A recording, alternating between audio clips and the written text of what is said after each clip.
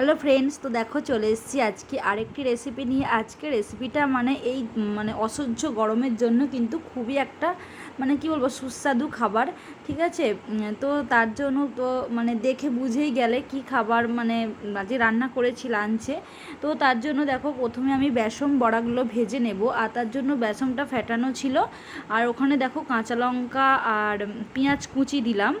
ঠিক আছে, পেঁয়াজ কুচি দিলাম। এবার আস্তে আস্তে হলুদ গুঁড়ো, একটু লঙ্কা গুঁড়ো দিয়েছি, লঙ্কা কুচিও দিয়েছি, আবার লঙ্কা গুঁড়োও দিলাম। তো সব এগুলো দিলাম, দিয়ে এবার দেখো ভালো করে এবার বেসনটার সঙ্গে তো এগুলো মেখে নিতে হবে। তো একটু নুন দিলাম, দিয়ে এবার ভালো করে মেখে নিচ্ছি। আর আগে থেকে কিন্তু বেসনটা ফেটানো ছিল।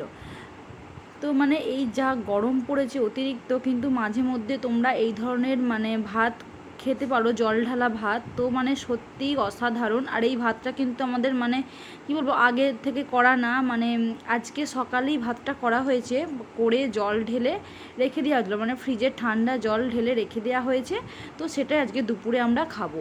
আর দেখো কড়াতে অবশ্যই সর্ষের তেল দিয়ে বড়াগুলো ভেজো, তবে কিন্তু ভালো লাগবে, তেলে ভাজার মতো। তো দেখো তেল দিয়ে দিলাম, দিয়ে এবার আমি বড়াগুলো একটা একটা করে ভেজে নিচ্ছি।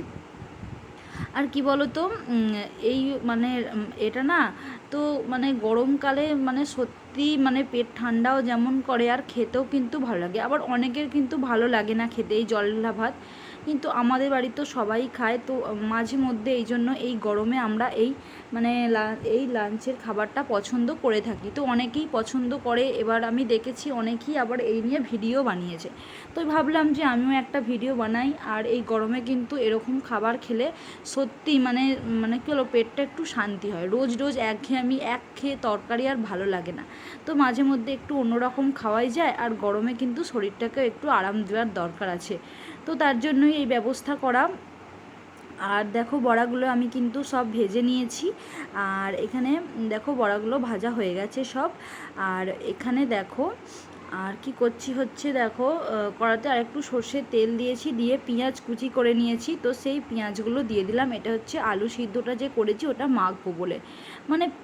সত্যি কিন্তু দারুণ লাগবে। এই পেঁয়াজটা তোমরা কাঁচাও মাখতে পারো। আমার মনে হয় কাঁচা, যাদের একটু গ্যাসের প্রবলেম আছে, তো এরকমভাবে ভেজে নিও, ভেজে নিলে কিন্তু অতটা কিছু মনে হয় না। তো দেখো ওতেই দুটো শুকনো লঙ্কা দিয়ে দিলাম। তো বেশি ঝাল দেবো না, গরমে বেশি ঝাল খাওয়া উচিতও না, যাতে একটু সেন্টটা ছাড়ে। তো 4 জনের আলু সিদ্ধতে এইটুকু লঙ্কা দিয়েছি, জাস্ট একটা, হালকা ঝাল হবে। তো ঝালটা যে যার পছন্দ অনুযায়ী দেবে। আর দিলাম হচ্ছে একটুখানি জিরে। তো দিয়ে এটা ভালো করে ভেজে নিয়ে আলুটার সঙ্গে মেখে নেব, তাহলেই কিন্তু আজকের রেসিপি আমাদের রেডি। আর তো দেখো ভাজাও হয়ে গেছে, আর তোমাদেরকে একবার দেখিয়ে দিই, সব রেডি।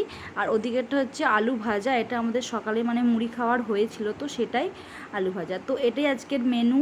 তো ভিডিওটি কেমন লাগলো অবশ্যই তোমরা আমাকে কমেন্টে জানিও, আর কারা কারা খাও তারাও আমাকে বলো।